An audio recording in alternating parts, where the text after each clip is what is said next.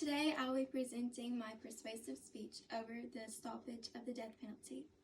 Injustice of the death penalty. The death penalty. What comes to your mind when you see or hear these words? Is it the thought of fairness and avenging an eye for an eye, or is it the thought of injustice and choosing the wrong fix? I believe that the death penalty is not justified.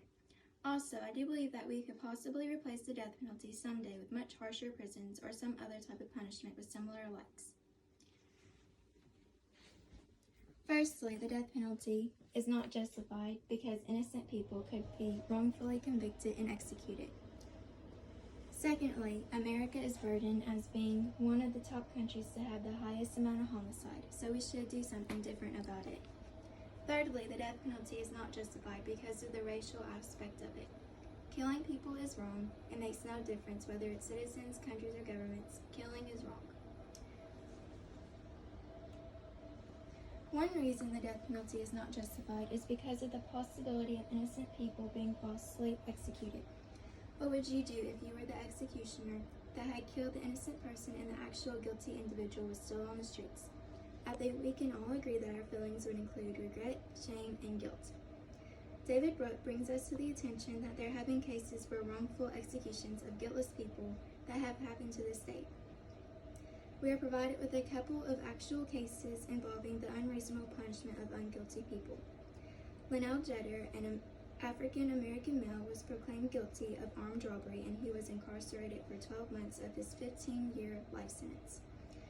Jeter was actually proclaimed innocent of this crime. I believe the court should make improvements by becoming more thorough with all of the evidence so that America does not have any more incidents like Jeter and start a decrease of executions of innocents. Next, there is Roosevelt Green, who partnered with a man named J.C. Shaw in an abduction and had said that after clearing out, Shaw had killed the victim and Green had had no knowledge of it.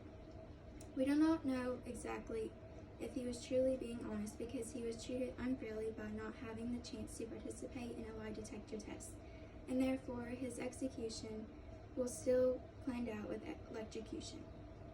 Brock informs us of Hugo Adam Biddow's list of murder convictions since 1900, in which the state eventually admitted error in some 400 cases long.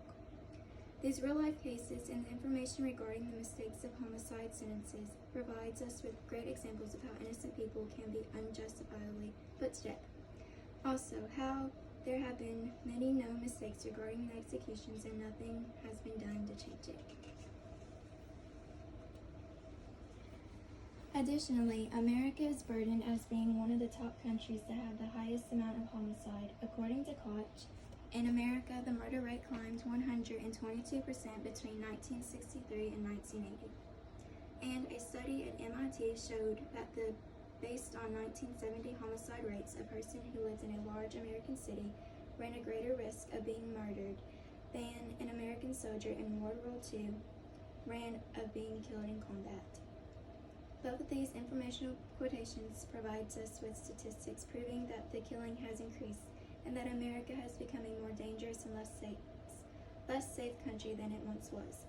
Although this is sadly the case, I believe that we should have a different approach of finding justice than just killing the criminals. An idea I'd thought of is that we could change the prisons and make them more harsh and punishable towards the criminals so that the families of victims still have some sense of vengeance.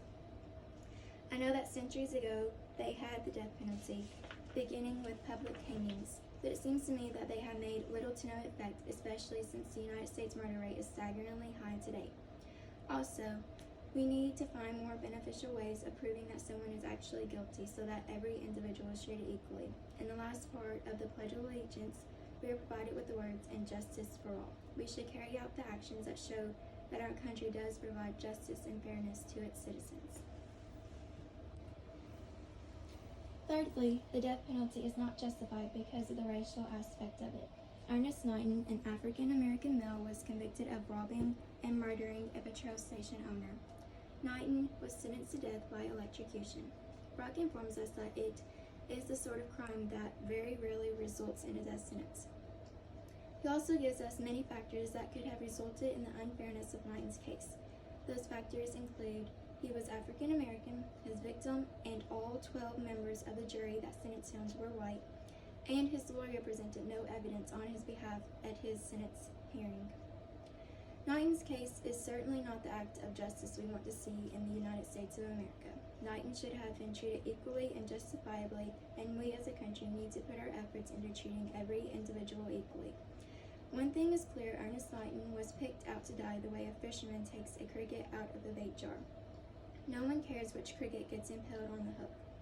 This quotation is a great figure of speech that truly explains us that people are not bothered about who is killed, but just as long as they achieve the vengeance of what had happened to the victim or victims.